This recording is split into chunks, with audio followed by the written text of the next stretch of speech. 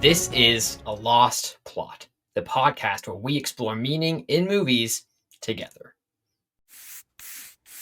Hello, ladies and gentlemen. Welcome back. It's another episode of A Lost Plot, and I am your host, Maverick, here with our wonderful guest, back again, fingers crossed, Andrew Reeder. Andrew, thanks for being here today.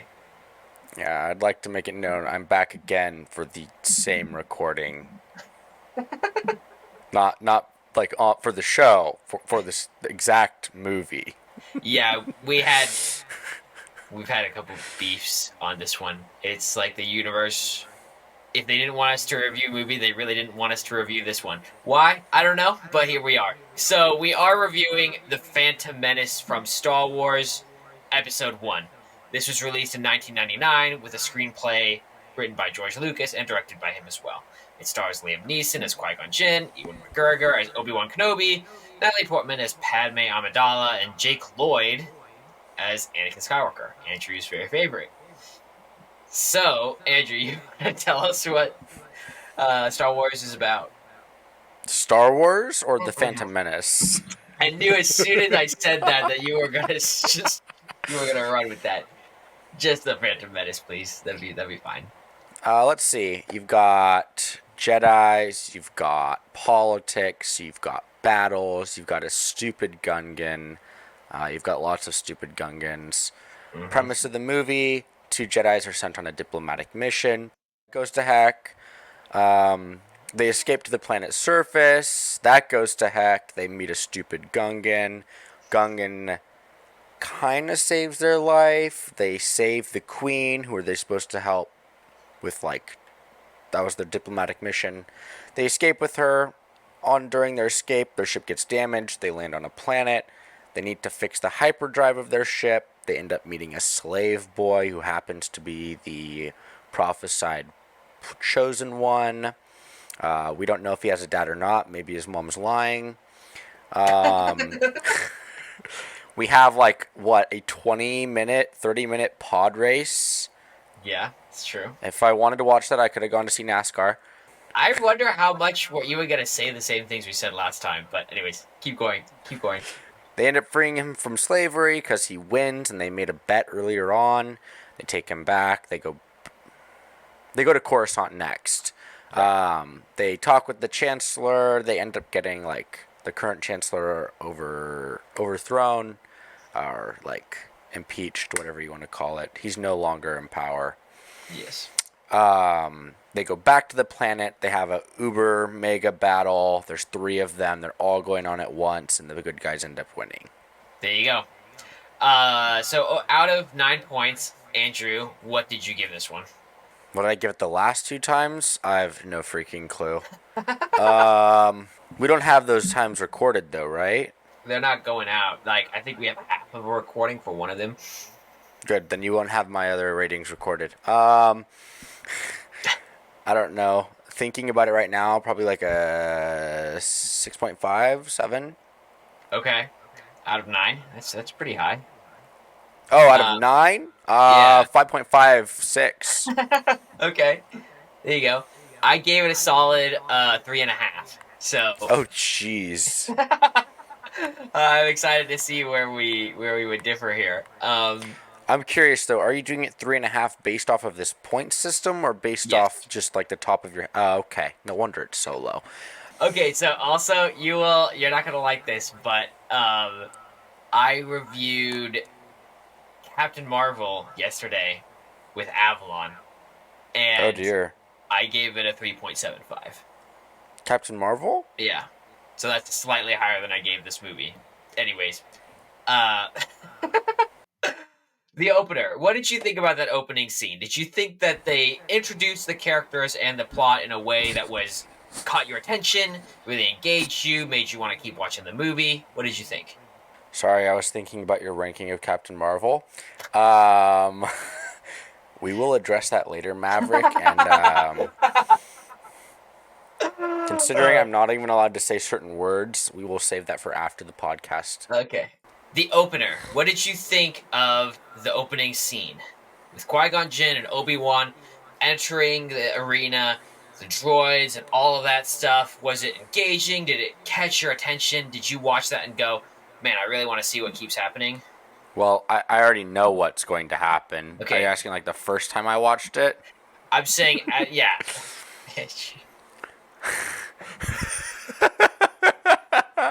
Sorry. You're For those good. of you watching, I just like screwing with Maverick, I okay? know he does, and it's just I don't ever know how to respond yet. I haven't found a good way to just. I'm just that good. Um, anyways, I don't know. First time I watched it, I remember like getting the three first movies and watching them all in a row. So I think it was good enough to keep me going. Okay, Then so again, I you was like 8, and anything would keep me going. So right, the opening scene is pretty good, all things considered. yeah, You because it follows. I feel like I'm repeating myself, but I'm gonna pretend I'm not. It follows the same vein of thought that all Star Wars movies do, where you start out in space. You have a ship. You're not really sure what the ship is doing, and it's kind of like over some planet, and it kind of segues into the rest of the movie. right. It's a very stereotypical Star Wars opener. I gave it half points for that first bit. I thought it was decent. I thought it was interesting, just because it's the Jedi and all of that stuff. I didn't think that it was a very compelling entrance of the characters themselves, uh, but it was fine. The lightsabers always spice things up and make it more engaging than it would be otherwise, so that was good. Um, who? How do you ask this?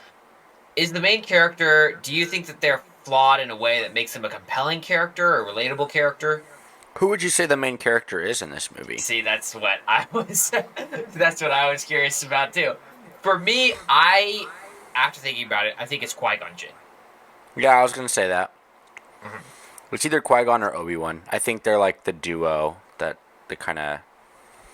It's kind of Hold almost like a everything. It's kind of almost like a Marvel movie where you have you like certain Avengers movies just have so many characters. You're like, I don't know which one's the main one. Is it Iron Man or Captain America or is Thor 1, 2?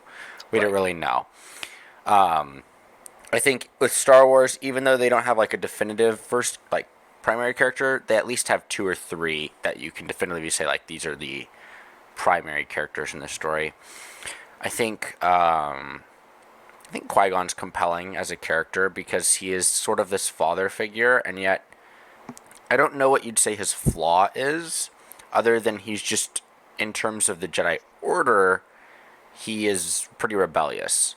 Mm-hmm. I mean, I don't remember if they covered this in the movie, but he had been offered a seat on the council and had refused it. I think there's a line about that Obi Wan brings up. There's a reference that you would be on the council if you did X, Y, or Z. So yeah, Yeah, he didn't want to be on the council, which also goes back to his master, who's Count Dooku, who at that point, by the way, in the movies, hadn't turned yet. He was just no longer a part of the Order.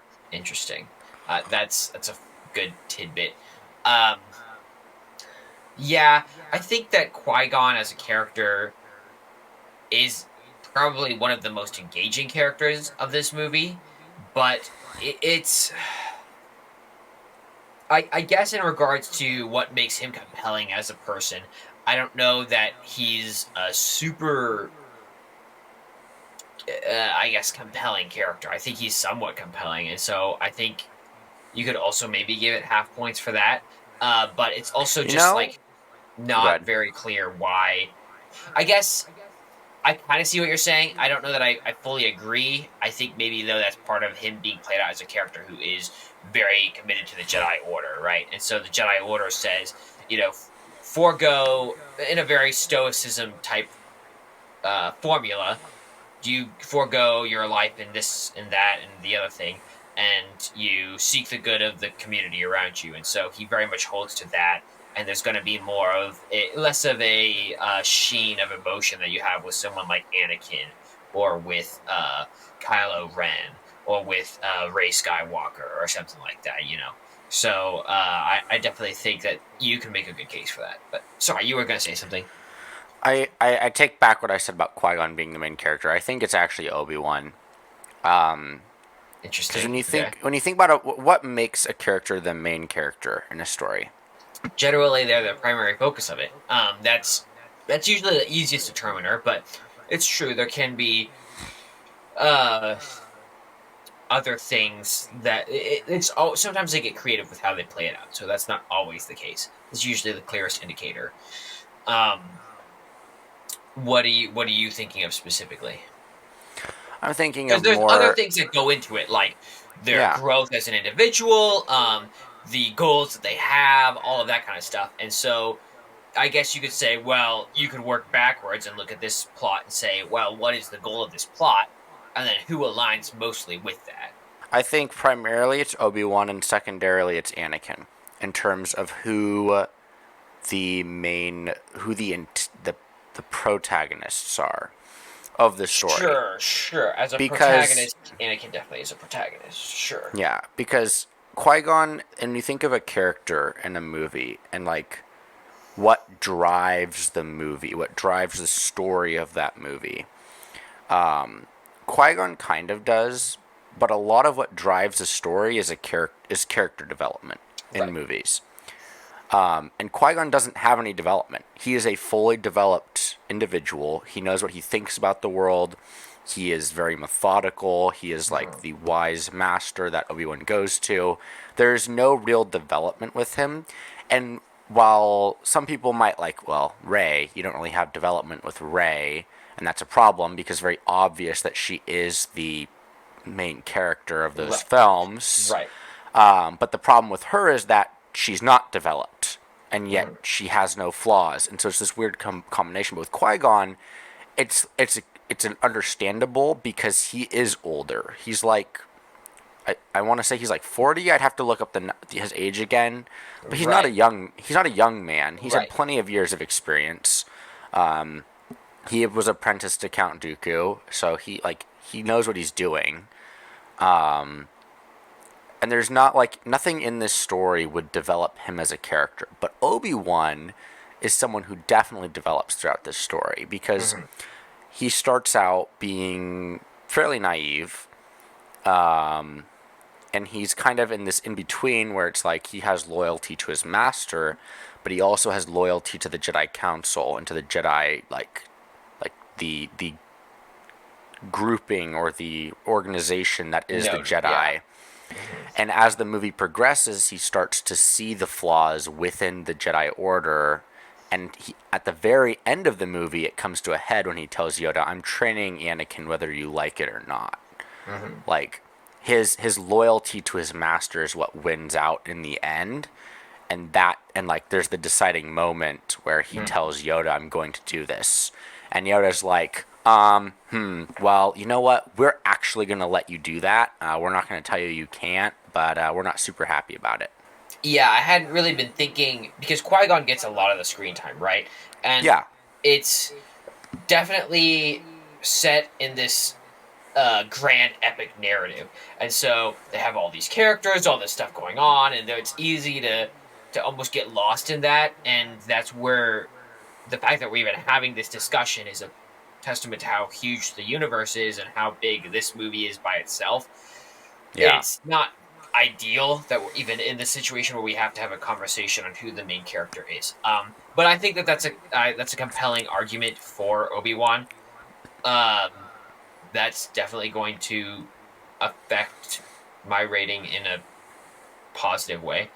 I Uh, think another thing that's interesting. Go ahead. the only thing I was going to say is the main character flawed in a compelling way. I mean, not. I still don't think necessarily. I still think he goes through a great journey as a person, and that'll be reflected later on in the overall rating of the movie. But uh, I don't know that Obi-Wan as a character is very compelling.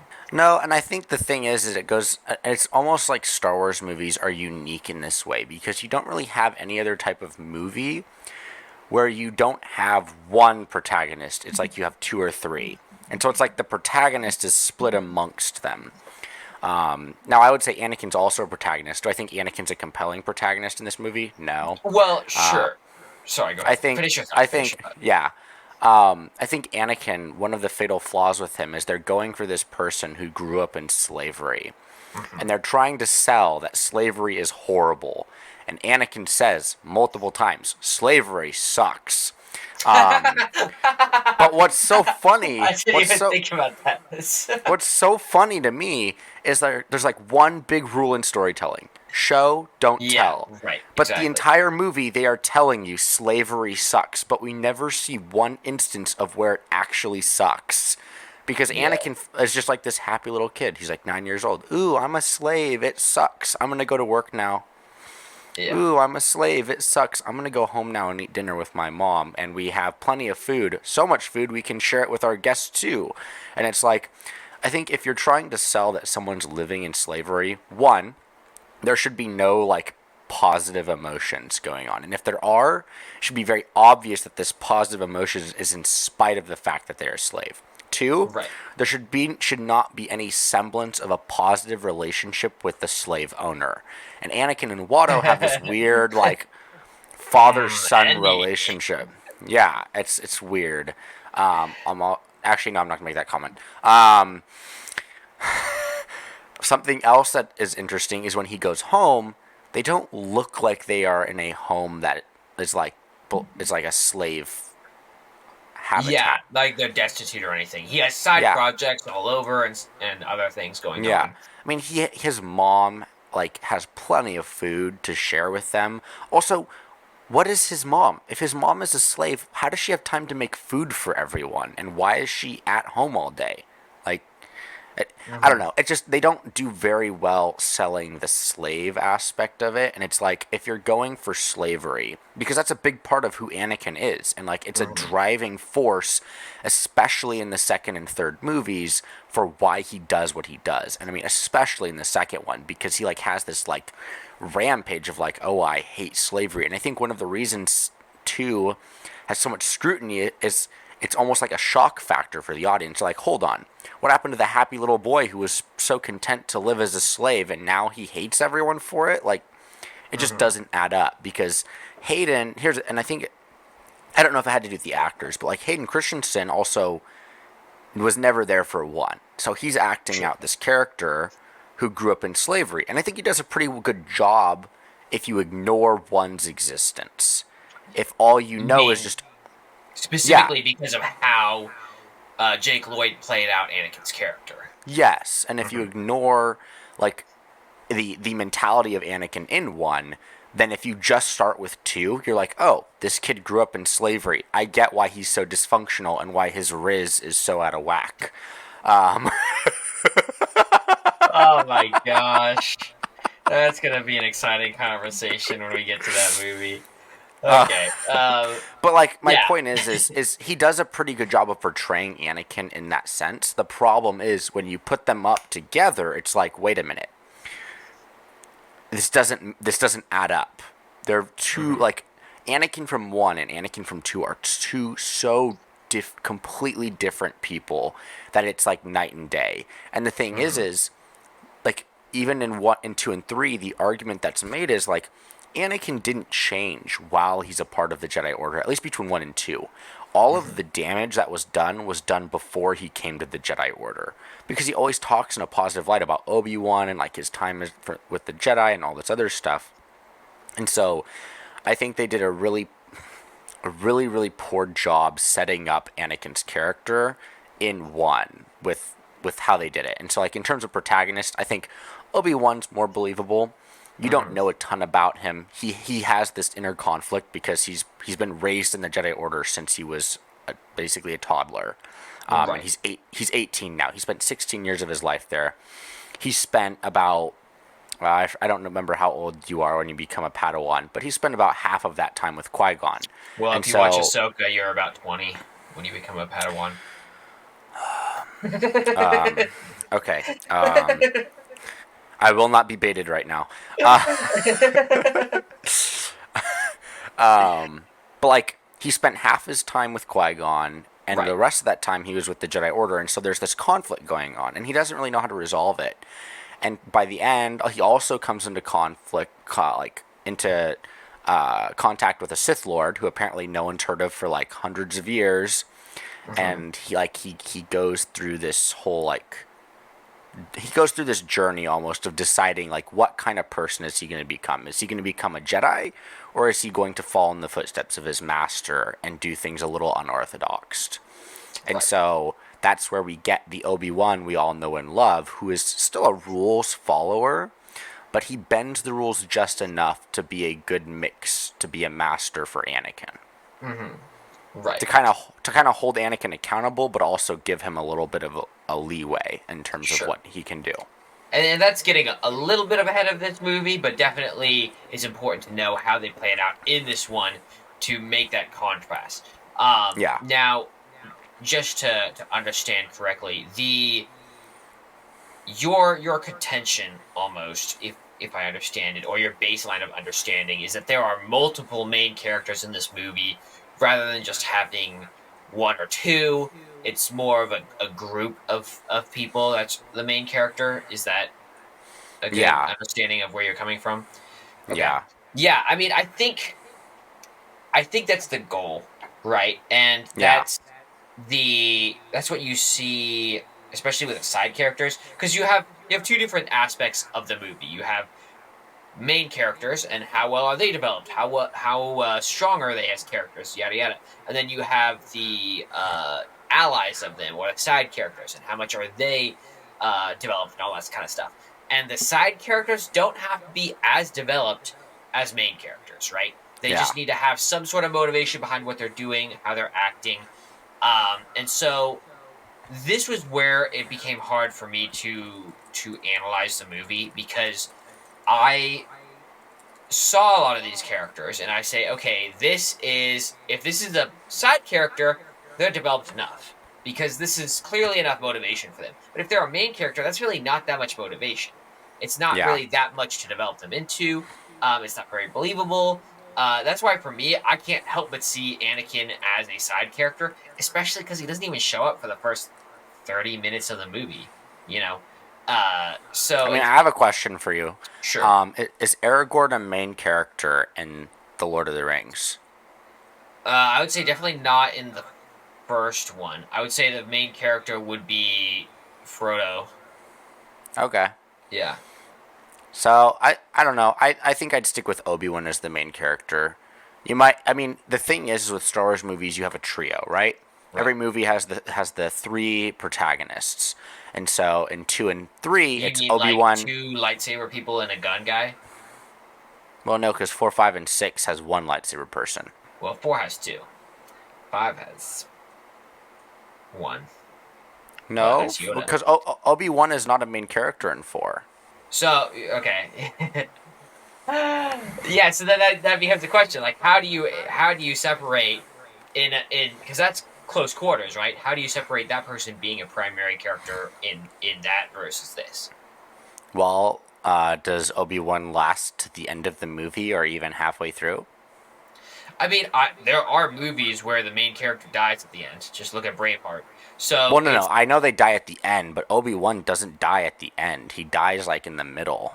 he dies like almost at the end. But sure, like it's if your litmus test is where they die, that has some relevance, but not all the relevance.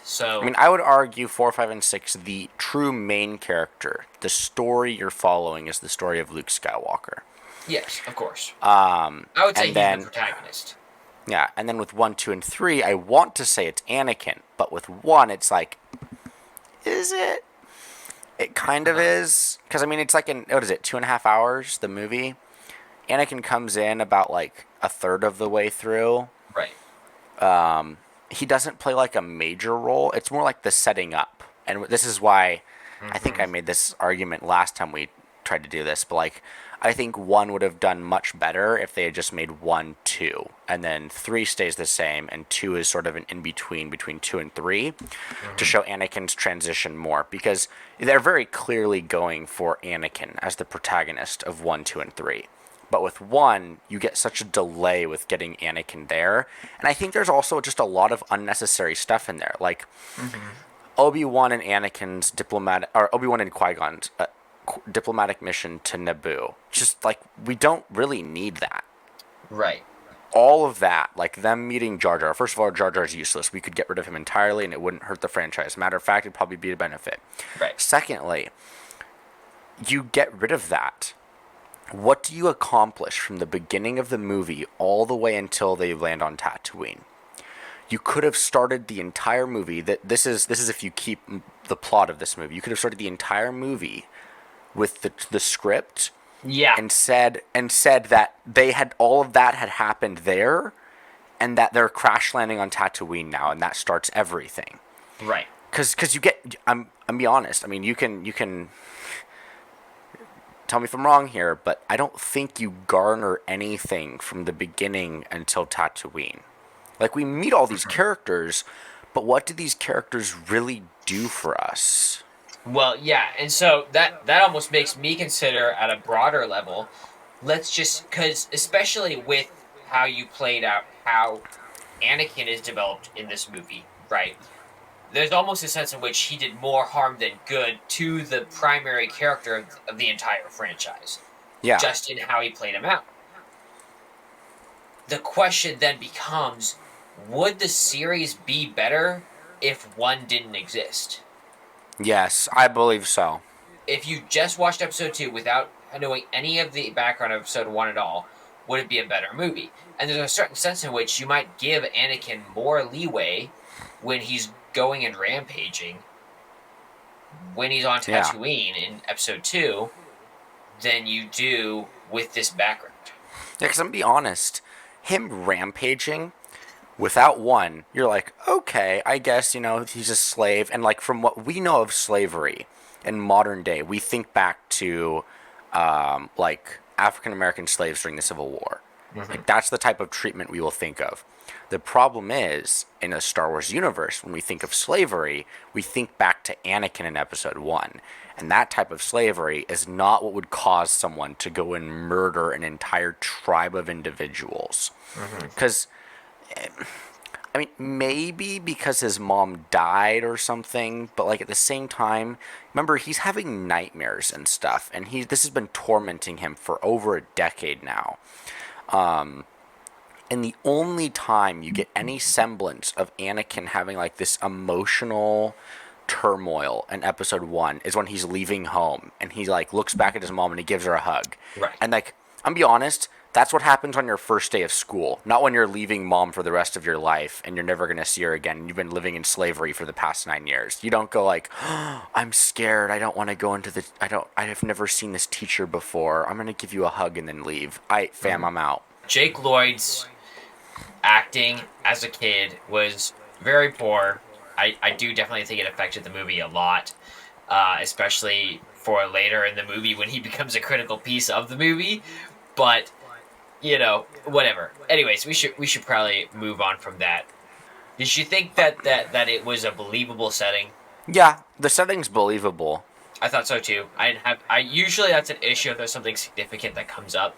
But honestly, I didn't see anything that made me go, this makes no sense. That happens in 8, 9. We can argue about that then. But 1, we're fine. We don't have anything to worry about. Is there something that, I guess, if the main character is Obi Wan, is there a huge chance that they're going to lose everything that's significant to them if they don't achieve their goal? Well, you have to ask yourself then, what is Obi-Wan's goal? Right. And this is where Star Wars movies become complicated because you have like 3 of them. And I would say in this movie, they're more going for Padme, Obi-Wan, and Qui-Gon as their trio. Mm-hmm. And it's the one movie out of the movies where you have a trio that doesn't exist in the next one because one of them dies. Because like 4, 5, and 6, it's Luke, Leia, Han. That's the trio. Right. 2 and 3, Obi-Wan, Anakin, Padme. Right. And so with Padme, you've got that because if she fails, she loses her entire planet. Right. With Qui-Gon, if he fails, the Jedi Council is just going to be like, well, that sucks. Mm-hmm. Qui-Gon's goals in the movie kind of shifts. It goes from doing his job and protecting Naboo to now trying to recruit this young boy. Mm-hmm. There's not very much risk involved for the Jedi in this movie. Right. until the very end.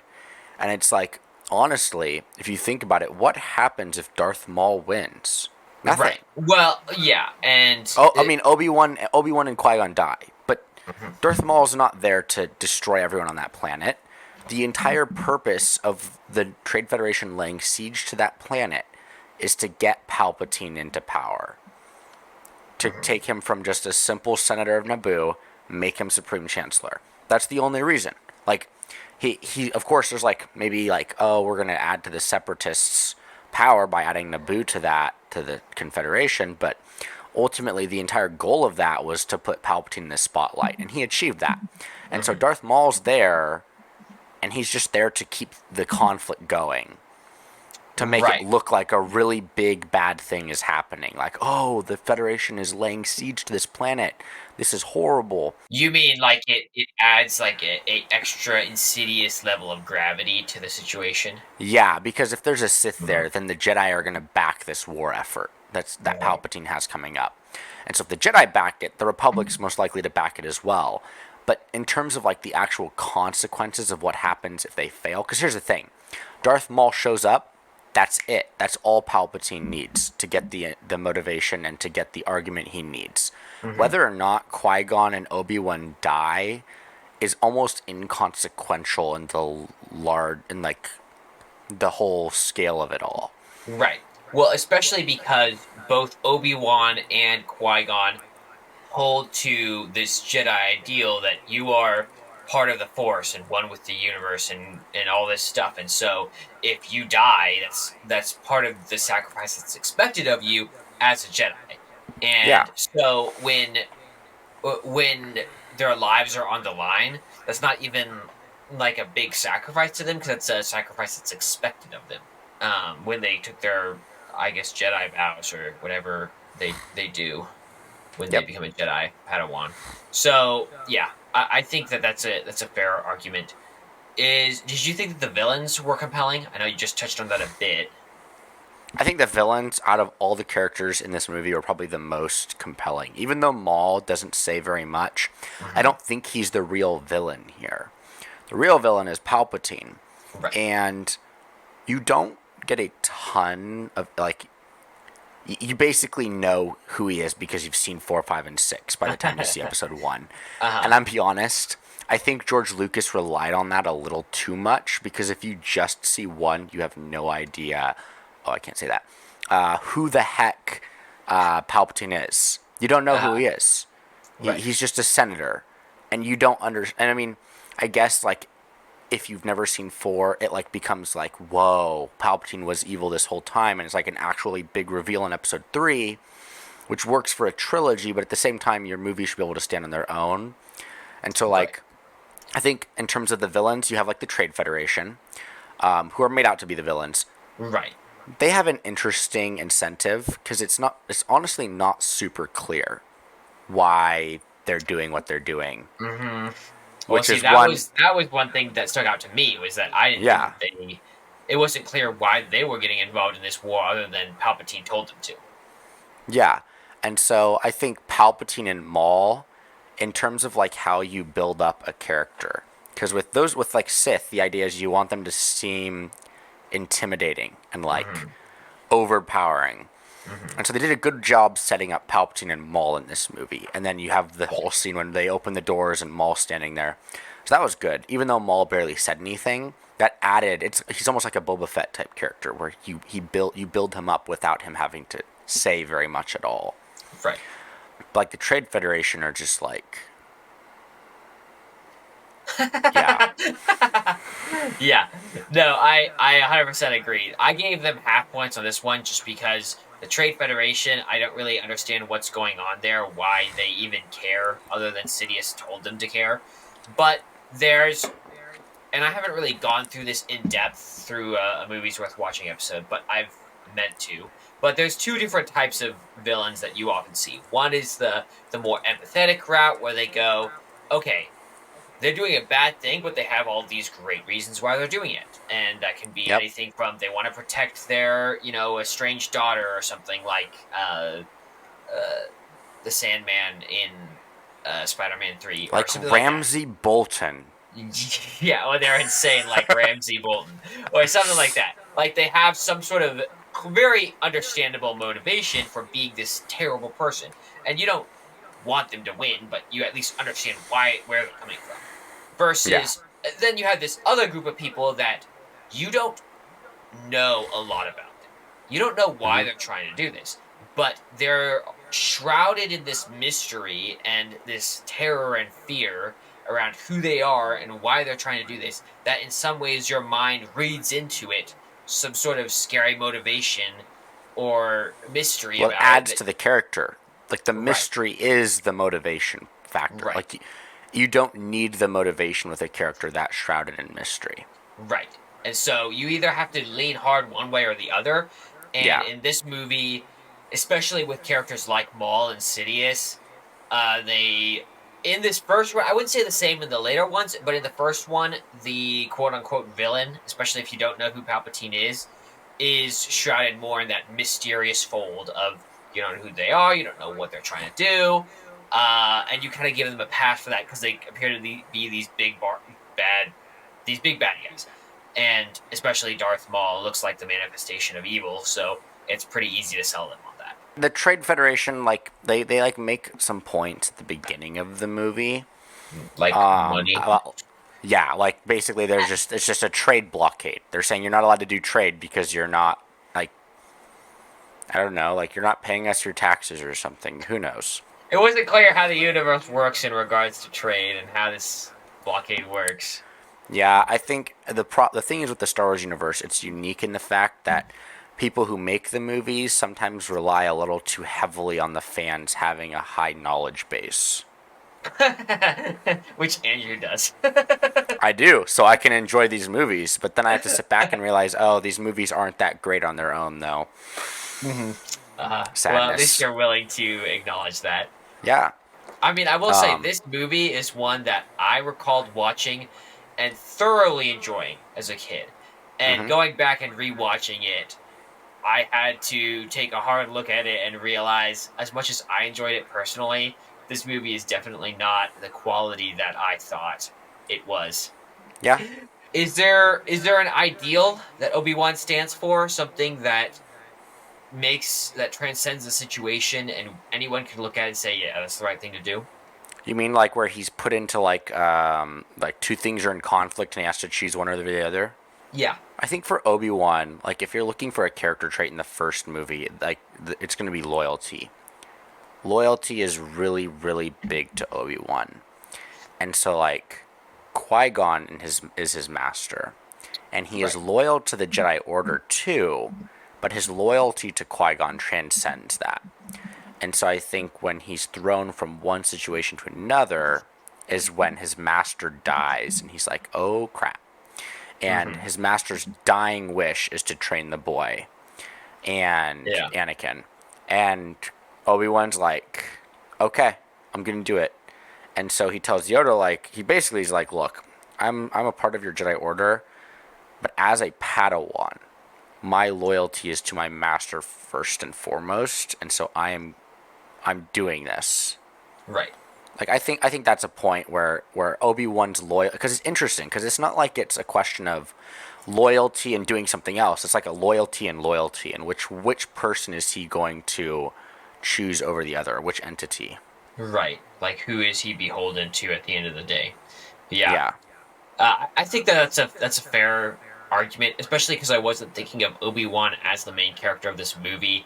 I could see how that it could be I mean, if you think about it, he a good beats the point. bad guy at the end. That He doesn't make he him the good guy. I mean, he Anakin vanquishes the beats foe. the other guys at the end No, he too. doesn't.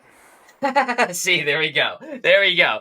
Um, the Anakin so didn't do squat. is this goal that Obi-Wan's trying to achieve in this movie a noble goal? Is it something that's significant for him in his life personally? Yeah. You want to like delve into your thought process when you say that? Oh, like in terms of him being loyal, you mean? Yeah. Yeah, it's really big for him because with Well, I mean, I'm Obi-Wan, sorry, not just loyalty, but also just so that loyalty, right, that he embodies in some ways, how that translates into the goals of the movie at large. I think it's interesting because there's a lot of like in terms of like the way the movie plays out, Hmm. Qui-Gon is basically going against the Jedi Order a lot, or there's like a lot of friction, and you even see that in the Jedi Council meeting. And Obi-Wan is acting as almost this like temperament to Qui-Gon, like hold on, like the council said to do this or the council said to do that, or like how will the council feel about you bringing this boy with us. It's like there's a lot of questions of who are you loyal to right now. And it's also interesting because Palpatine shows the opposite of that in his interactions with Valorum, because Valorum like trusts Palpatine, and then Hmm. Palpatine stabs him in the back and is like, "Yeah, actually, guys, we should get rid of this guy. Right, out him. We shouldn't. Yeah, just get rid of him." And he uses Padme to do it. There's also like the instances of like the Gungans teaming up with the people of Naboo, and like that there's like a level of commitment there, even though it's kind of not great, but okay. Oh man, using the gun gets to support his point. He must be drawn from the straw hay. There's not much to draw from in this movie. Um, There we go. All right, there we go. I just don't like that you gave Captain Marvel a higher ranking than it. Well, so you're like pulling out all the stops. You're like, here, we're gonna change your opinion by the end of this so that it's higher. You might do that. I don't care if it's higher by 0.01 points as long as it's higher. Okay. All right. There we go. I don't know. I think like in terms of like what they're going for, I think loyalty is a big part of it. I don't honestly know what else it would be. I mean, maybe you have an idea. No, no. I mean, honestly, this was the point where you did help make a somewhat interesting case for loyalty. I had nothing because I couldn't think of anything. But I also wasn't thinking of Obi Wan as the main character. I was thinking of Qui Gon this entire time, and so that does change a lot about how this whole thing is viewed. Um, I think the fact that we even had to have that conversation about who the main character is draws into question a lot, and I think that's significant not just because that for this particular movie, but in large, there are many movies at this point that have this big team up of different characters, and they don't develop them a whole lot, and so it's not clear who the main character is. It makes it a lot harder, I think, for those movies to be compelling. And I Yeah. would say of all of the Star Wars movies, this one is down the list. It's at the bottom of the list due to the recent releases, but it's down there in the list, partially because they do so poorly in this regard of making it Hmm. clear who the main character is, why they even care to be here, what they're struggling with, how they figure what they should be doing as they engage with their enemies, all that kind of stuff. So, Yeah. but I think you raised some good points. So tension. This is probably the biggest thing is when they can take the character and put them from a bad situation and put them in a worse situation. Did you think that they did that well in this movie? I mean, you go. And this is a sliding scale, so this is like a couple points with no, and then a lot of points with yes. The scale. This is the most heavily weighted question in the whole system. Yeah, because there's a lot in terms of like them going from one conflict to another and then having a break, and then going from one conflict to another and having a break, and like you do have the sense of where like in terms of conflicts, the conflicts do get worse and the odds do look worse for the people involved. And like you have the Gungans fighting the battle droids, you have the palace, you have Qui Gon and Obi Wan fighting Maul, and you have the instance where Qui Gon dies and like, Right. or he gets stabbed, which apparently that means nothing now. Ripstick Qui Gon. Jedi Masters can't survive a stabbing, but not Padawans anymore can. It's awesome. Yeah. To quote Ryan Reynolds' Deadpool, that's just lazy writing. Aaron was watching the Ryan Reynolds Green Lantern the other day. I was like, what are we doing right now? Have you seen it? Yes. It's so bad. So bad. And it's so funny how many roasts are within the Deadpool movies for Green Lantern. Yeah, when he comes in and shoots himself Well, reading the Green Lantern script. there's that one. There's also like in his wallet, his ID is the Green Lantern card. Oh, is it Um, really? yeah, just he has it in his wallet. It's like the Green Lantern like Pokemon looking card. That's pretty funny. Um, he also has like a Green Lantern action figure and a Green Lantern ring. He also has like the bad version of Deadpool from the Wolverine movie, an action figure. Anyways, back Oh on. my Let's get gosh. back on track. Yeah. Little side bit for you guys. So did you think? I guess on a scale of I don't know, like they did really bad, they did kind of bad, they did okay, they did kind of good, and they did good. How would you put them on regards to putting them from a good situation to a or a bad situation to a worse situation? I think they did. Mm-hmm. It's kind of Yeah. like they went from bad to good to bad to good to bad to bad to good to bad to bad to good to. Right.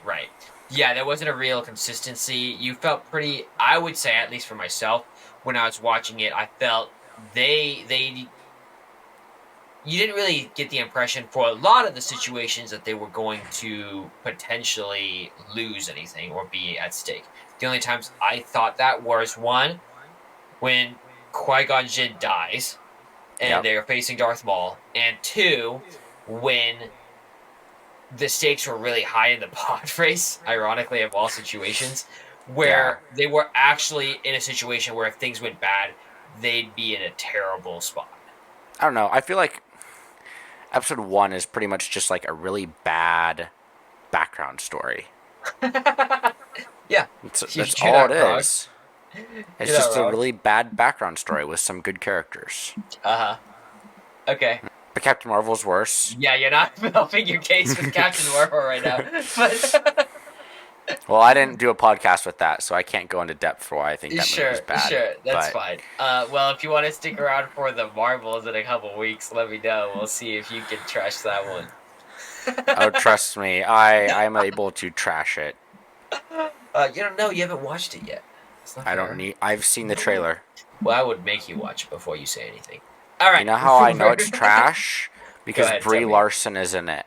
Yeah, that's who plays Carol Danvers, right, or whatever.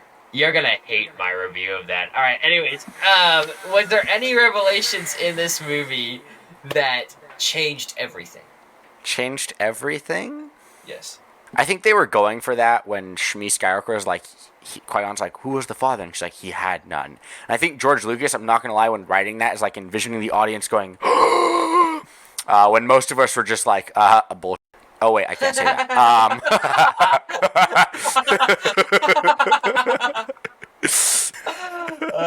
Yeah. Most people when they're watching are like, haha, that's funny. You're such a liar. I'd agree. I would think that there was a couple small revelations that were significant for the story, Or but like when they they go weren't. like, oh, go ahead. No, well, just like Padme being the queen and not the handmaiden, Oh, or that's true. Anakin being the chosen one, or the existence of the Sith for the Jedi. Those were all supposed to be big revelations in that universe, but none of them They weren't done really well. fundamentally changed a lot about what happened as the story Yeah. progressed. Or if they did, we as the audience already knew about it. And so we weren't surprised by that revelation, or it wasn't a big revelation to us. Well, we Right. didn't know about Padme. We didn't know. So we didn't know about Padme, but that didn't change really anything. Yeah, it didn't. And that's why I say I think all of the reveals were done very poorly. Mm-hmm. Yeah, They're done in very bad taste. I could get points on that. Was there a? You have a scene, a deleted scene, and we find out that Watto is Anakin's father. That would change everything. Manny. um, Darth Vader's like, wait, what? this explains his anger issues. There's. Go Was ahead. there any like surprising? Do you think that the ending was surprising or climactic in a way that just really knocked the socks off? I think that answers your question. Okay, there we go. Cool. So, does the main character grow as a person? What did you think about Obi Wan? I guess we yeah. talked about this. You think he did? Yeah. I think he definitely does. Yeah, and I think that especially if you put him in light of trying to decide between who he's really struggling against. That makes sense. This also goes into why I think one would have been better as not being a movie. One would have been better as two, and two would have been so much better because you get to see, like, you see it a little bit in two, but they kind of fumble the ball here because Obi-Wan's whole character is like, he was thrown into this role as a Jedi Master, and he didn't know what he was doing, really. He'd barely finished being a Padawan. He'd watched his master be killed in front of him, and he has the responsibility of training the single most powerful being in the entire galaxy. Not to mention, Anakin is already, like, way past due to sign up to be a youngling. Right. Like, he missed the sign-in sheet by, like, 8 years. Nice. They kind of fumbled the ball there, and I think it would have been so interesting to see Obi-Wan's character go from being this unsure, very, like, he's, like, not confident at all, to, like, getting to a point where he's like, okay, I think I can do this at the end of, like, the second movie. Right. You don't get that. You get, like, this Obi-Wan who's like, oh yeah, Anakin, you're my apprentice, but you're, like, also my little buddy over here. And no, buddy. Come on, bud. Yeah, and they, like, have, like, this weird, like, dad son / friend relationship, and it's kind of like, are you his superior? Well, I guess you are, but you don't act like it. And, like, you don't see any of that, like, this, like, weight of the responsibility that you should see in a character within Obi-Wan in episode 2. There's, like, no weight of that. Now, that's for, like, another podcast, but I think the point I'm making is, like, Obi-Wan's character, while he develops, all of the development, even though it's there, could have probably been accomplished in, like, a 10 minute, like, scene, maybe 20 minutes. Maybe like a 10-20 minute, like, scene at the beginning of episode 1, where it's like you start out with Obi-Wan as he watches his master die at the very beginning of the movie, and then he has to train this new apprentice, and so, like, the rest of the movie is like, oh crap, I have no idea what I'm doing. Right. That's a mass oversimplification, but I think you get my point. Well, even just some of the other conflicts too, if they really thought they were important, layering those into the discussions that Obi-Wan is having when he's at the council, as he's trying to, let's just say, join the council or train Anakin, and they're calling into question the rebelliousness of Qui-Gon, or where Anakin's origins truly are, and things like that. Really important pieces of this movie that play into the rest of the universe could have been done very simply in the next movie and just cut out episode 1. Yep, exactly. Yeah. Well, that's a tough call, but I think that you make the right one. Is there a theme of this movie? There you go. Star Wars. Star Wars, yeah. I didn't think of one either. Which, it's tough because it's bled into these other ones that have these great themes and ideas around them in 4, 5, and 6. And so to be started off so poorly on this one, it's kind of tough to not even have something you can pull out of it. If someone can, go ahead and message us at lostplot.com. You can find us, reach us there, and then we'll have a discussion on it. But no, I didn't really see one. So, I mean, other than, like, the loyalty, but... Right, and that's, like, his character trait, but then what does that leave you with at the end of the day that you can walk away from the movie and think about how significant that is, right? So, loyalty survives in the worst of circumstances or something like that, right? Some sort of an inalienable truth, but I don't even think you can walk away with that message from this with loyalty. I think, like, if you're going to go for a theme, it's probably going to be, like, loyalty, friendship, something to that extent. Nice. Maybe, like, overcoming fear, because they talk about it with Anakin a little bit, but it's not nearly developed enough to be labeled a theme. And so that's why I wouldn't give it one. But... Well, I'd give it loyalty. Loyalty and friendship, I think. This guy is such a... I told you I gave it one. You're not... Like... You're just fighting so hard, dude. Okay. Do you deny the fact that it would that is a theme of the movie? So there's a value. There's like a value embodied in a character, and then there's a theme, which are different things. So a value embodied in a character is something like, uh, for example, for Lord of the Rings, Frodo's idea is like perseverance, right? Persevering, and he is trying to embody that as he carries the ring to its mission, to its goal at the end of Mount Doom. And then the overall theme would be the perseverance in the worst of circumstances, or something more along the lines of uh, like what's the opposite? What is the ring manifest itself as? Why am I blanking on this right now? Because I think about this all the time when I'm going to bed, right? Instead of Rome, I think of this. The the ring is like this idea of like an addiction, right? And so the idea that corruption, which is like the opposite of this, the perseverance against corruption, ends up destroying itself, right? And that's kind of the message of the movie. So uh generally you have these different elements that encompass these ideas, and then it plays into when they connect with each other and interact with each other, it plays into a broader message of what does this mean.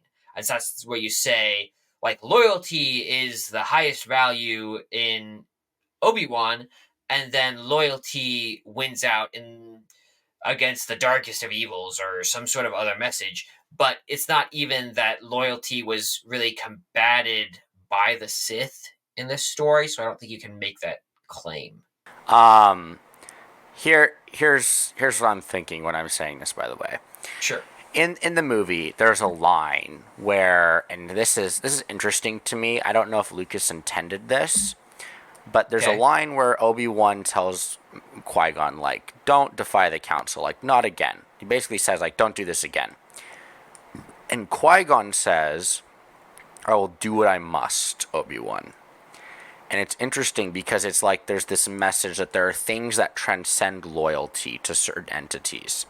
And what's interesting to me is that Obi-Wan says the exact same line to Anakin when Anakin is telling him that he should be loyal to him. And so, like, I pulled up the script because I want to make sure I'm saying this right. Okay. He Here we says, go. Anakin says to him, if You're you're fighting not. so hard to beat the other movie. Keep going. Okay, this isn't just because I'm trying to beat the movie. I thought of this Okay, before. okay, okay. Keep He going. says, Anakin says, if you're not with me, then you're my enemy. He's basically saying, if you're not loyal to me, then I want nothing to do with you. In the Mhm. same way, Qui-Gon in episode 1 is saying, like, look, because Obi-Wan's like, look, you're supposed to be loyal to the to this one entity. And in that Mhm. instance, it's the Jedi Council. Right. And Qui-Gon's basically saying, I will do what I must. Saying, like, almost, I'm going to do what my conscience tells me to.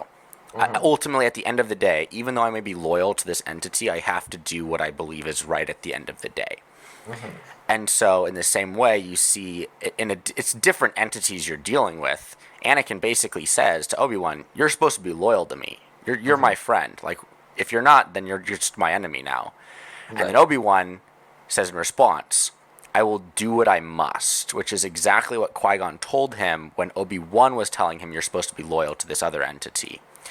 And so it's like this idea, and I think Hmm. it's interesting that Obi-Wan says it because he's Qui-Gon's apprentice, That and is so interesting. Right. it's like Obi-Wan is taking this lesson that his master taught him in episode 1, that yes, you are, like, loyalty is super important, but there are still certain things that transcend loyalty. And so while yes, loyalty is good, when it's in conflict with these other things, you have to be willing to, like, put that aside and do what's right despite that. No, that's interesting. That is very interesting. I haven't thought about that comparison before, but I think that's a very interesting point. I don't know. It's again, I will grant you, it is hard to label a one specific, like, theme throughout the movie, but I Mhm. think if I had to pick a theme, it'd be that, like, loyalty is important, and yet there's some things that transcend loyalty, Mhm. which I think is an I, interesting message. I do think it's an interesting message. I think my biggest maybe issue with it isn't that it's a good message or not, or that it's even played out to a certain degree in the story. It's that it's with a subplot that you really only get like 15, 20 minutes for, and that's with the Jedi Council in the middle of the movie, and then very like 30 seconds at the very end. So it's not a huge section of the overall movie. It's a section for Obi Wan and his development, but in regards to being an actual message of the movie, I still feel like it's a little bit of a grasp. Um, yeah, I just think, especially because I spent so much time in Naboo with the Sith, with the Trade Federation, and that's not an aspect of that in any way for those parts of the movie. It's not a core enough element of the story for me to give it points on that. Well, this is why, like, I think this goes to it not being that great of a movie, is they Mm-hmm. don't really have subplots. They just have plots. Okay, interesting. I've never heard anyone make this argument before, but go ahead. There's no, like, overarching plot. Think about it. You have the beginning of the movie, which the arc is, oh, we're gonna go have diplomatic mission in Naboo, and it Mm-hmm. ultimately it fails, and then you end up on Tatooine, and then Mm-hmm. the mission is no longer just getting back to Coruscant. It's like, I guess if you're gonna make the case that there's an overarching goal, it's freedom for Naboo, Mm-hmm. and so I guess maybe that's a theme, fighting for freedom, but is it? I don't know. Um, and so like you just have all of these plots throughout, and I think that plays into the fact that you have multiple protagonists, Right, and that ultimately is the bigger thing about this movie. which is why I think it's easiest to just pick one, and I pick Obi-Wan because I think he's the most definitive in his arc and the Mm-hmm. themes that go along with his arc and like the way he interacts with the story. And even though he isn't this like big flashy protagonist who goes through like these major changes throughout the movie, I think he has the clearest arc out of all of them and the clearest like conflict within himself that he resolves Yeah, and the clearest themes in his story. that's a good place to put it. Overall, what did you think of the movie? Did it leave you with a desire to watch the next one? Did it leave you satisfied? Did it leave you unsatisfied? What did you think? I'm be honest, if I had no idea what the heck Star Wars was and I watched the first movie, I'd probably be like, nah, okay. So, what does that mean? Does that mean you'd be unsatisfied, or would you be satisfied? Like, oh, that's fine. The thing is with the movie, there's no reason to watch another one if it's just that movie. Yeah, a hundred Like, I percent, think the reason one did so well is because you have 4, 5, and 6, and a people are like, hundred oh my percent, gosh, a it's hundred percent. Star Wars. And it's almost like the reason episode 7 did well, because you have 1 through 6.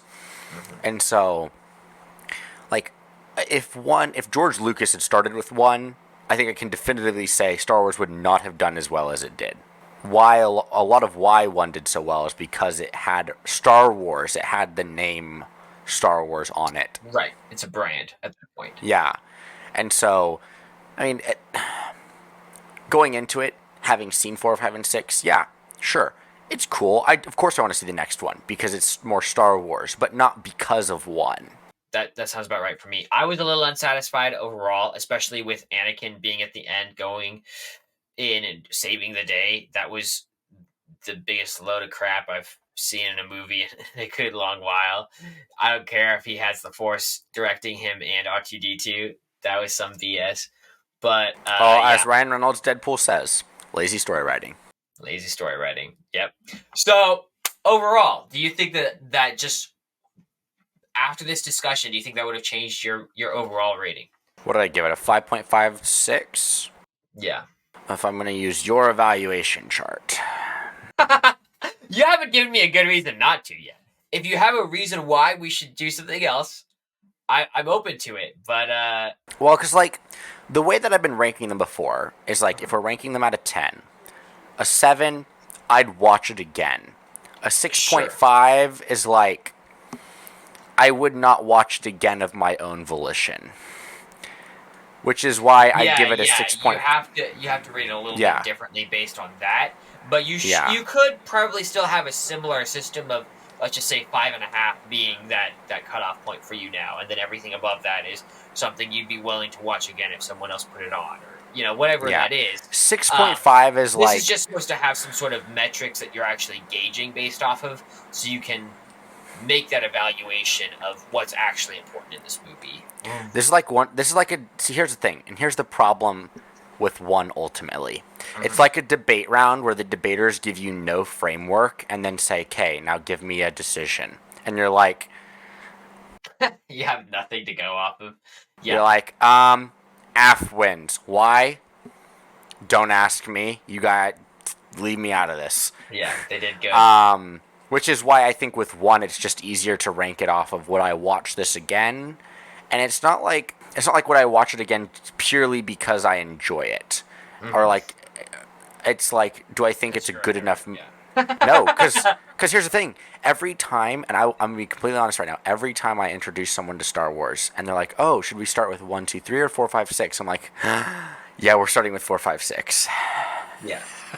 Because if I start with 1, you're gonna sit there and go, "Why did you want me to watch these with you? Yeah. This load of garbage. What?" Yeah. But if you start with 4, 5, 6, you're like, "Oh yeah, we can watch 1." And then by the time you get to 1, they're like, "Oh, that one wasn't so good, but I can still watch the next one." Yeah. I don't know. I'd probably give it like if you're gonna go out at 9 based on everything we talked. If I'm saying Obi-Wan is the main character, like with that in mind, probably get it a 4.55 out of 9. Well, I will say you helped me pull mine up a bit, so thanks to your little shenanigans, it'd be a 4 for me instead of a 3.5. So there you go, right above. Just skimmed the barrel there, but you did it. So there you go. That's it. That's the pod. That's Star Wars Episode 1: The Phantom Menace. We hope you guys all enjoyed. We will be back next week. Hope to see you all then.